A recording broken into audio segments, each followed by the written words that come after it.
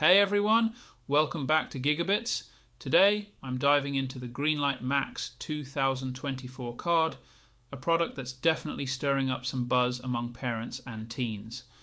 I've been trying it out myself, so let's get into whether it lives up to the hype.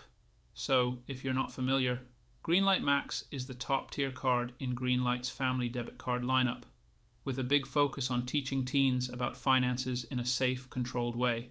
It comes loaded with some great features, like a 1% cashback on spending, saving goals, real-time spending notifications, and even an investing option where kids can start buying stocks with parental guidance. I think it's pretty cool that teens get early exposure to financial tools that most of us didn't encounter until we were adults. Something that really stood out to me was how user-friendly the app is, both for teens and parents.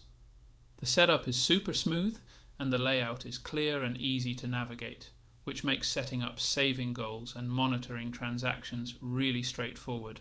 Plus, parents can adjust controls based on how much freedom they want to give their teens with spending.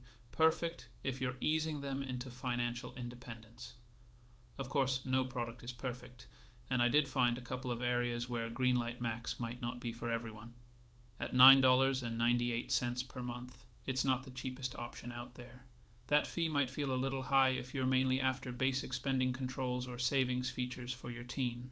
And while it's packed with tools, it can feel like a bit of an information overload at first, especially if you're only planning to use some of those extra features.